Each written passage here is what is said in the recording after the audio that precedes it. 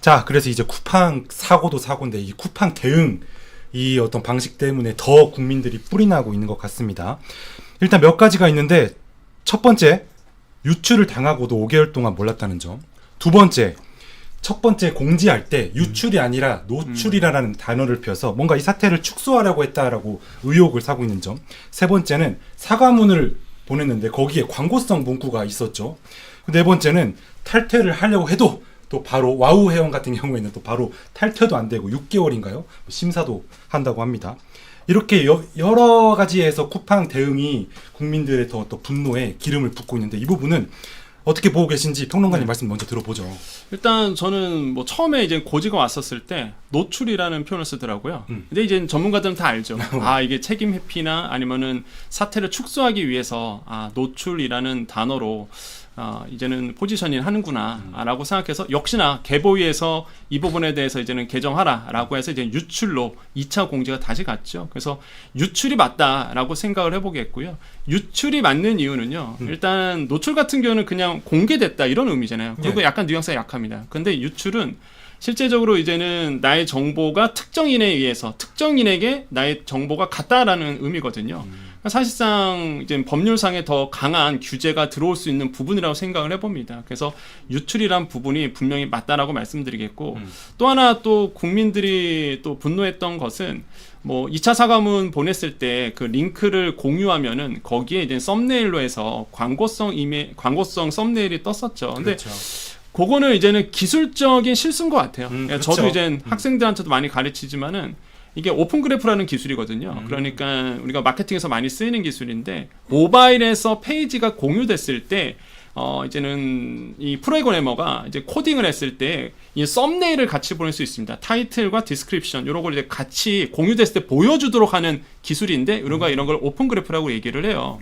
저도 이제 학생들한테 많이 가르치는 기술인데 문제는 과거 썼던 페이지를 그대로 썼다는 얘기고 또 한 가지는 썼으면은 미리 좀 이런 것까지도 조사를 해서 좀 노출이 안 되게끔 좀 담당자가 막아야 되는데 물론 뭐 내부적으로 지금 너무 당황스럽고 뭐 긴급하게 움직이다 보니까 실수한 측면도 있겠지만은 진정성이 부족했다. 그러다 보니까 뭐 링크 모바일로 공유됐을 때 그 오픈 그래프 기술 때문에 그냥 다 광고, 이벤트성, 썸네일, 문구가 나간 거잖아요. 그러니까 세밀하지 못했다. 이런 부분은 당연히 이제는 비판을 받아도 싸다. 이렇게 생각을 해보고 이외에도 사실 쿠팡이 이제 국민적 감성을 이제 건드린 부분이 너무나 많다라는 거죠. 특히 저는 처음에 이제 1차 사과문 왔었을 때 정확하게 뭐가 털렸다라는 걸 명확하게 고지를 해야 된다고 생각했는데 그래서 저는 이제는 예상이 되잖아요. 야, 그러면 배송 정보 털렸으면 현관 비밀번호도 털렸겠네. 아파트는 사실 어차피 아파트는 관리단에서 뭘 하냐면은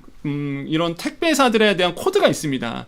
거기는 어차피 이제는 공동현관 비밀번호 따로 있어요. 문제가 없어요, 아파트. 근데 빌라는 다르죠. 그렇죠. 빌라 같은 거는 다 남기거든요, 사람들이. 예, 여기 번호가 뭐고. 그리고 아시잖아요. 빌라 사시는 분들은 심지어 거기 그 공동현관 비밀번호 있는데 택배 기사 이제 써놓습니다. 그래서 한 분이 알면 다른 분도 다 알아요. 그러니까 사실상 이게 이런 부분에서 이제 문제가 되는데 처음에는 공동현관 비밀번호 얘기가 없었단 말이에요. 근데 나중에 와서 개보위에서 이거 수정해라 그래서 2차 공지문에는 공동현관 비밀번호도 가능성이 있으니 바꿔주시기 바랍니다. 이렇게 온 거잖아요. 그러니까 이게 사후 수습이 지금 가고 있는 부분에서 저는 야, 이거 참 아까도 말씀드렸지만 참 시스템 후졌다. 시스템적으로 취약하다. 예, 너무 후졌다. 이런 생각을 많이 해봅니다. 말씀대로 너무 많은 이제 실책들이라고 해야 될 거 있는데 그 중에는 의도성이 있는 것도 있고 실수인 것도 있고 네. 아까 그 썸네일은 제가 봐도 실수인 측면이 있는 것 같아요. 근데 이 처음에 단어를 선택한다고 하는 것들 이런 부분은 의도성이 없다고 말할 수 없잖아요. 맞아요. 그래서 저희가 쿠팡의 어떤 이런 대응 살펴보고 있는데 어떻게 네. 보셨어요? 뭐 권평론가님께 좋은 말씀 해주셨는데요. 네. 노출, 유출 이렇게 쓰면 안 되죠. 솔직히 다 유출이잖아요. 노출은 진짜 우연하게 공개가 된 거고 그렇죠. 법적인 책임을 좀 회피하려는 의도가 다분하죠. 다분히 있었다고 이렇게 보여줄 수뿐이 없는 것이고 그리고 사과문 같은 경우에도 처음에 사과문이 얼마나 기재된 줄 아세요? 예? 이틀 됐으면 이틀. 이틀. 원래 쿠팡이 뭡니까? 예? 로켓 배송이잖아요. 로켓. 로켓 배송으로 지금까지 쫙 온 거 아니겠습니까? 언제나 못 탔어요. 근데 보니까 사과문도 로켓 사과문이에요. 네, 사과문 속에 로켓 확 그냥 지나갔어요. 네, 도대체 진전성 있는 사과가 있는 건지 그렇지. 없는 건지 이런 부분도 전혀 모르겠고, 그러니까 지금 와서 개보위에서 뭐 하는 거냐 더 기재하라. 그러니까 이번에 이차원 것도 밑에 보면 뭐라고 써 있습니까? 개보위하고 경찰에서 요청해가지고 게시하는 거라고 써 있잖아요.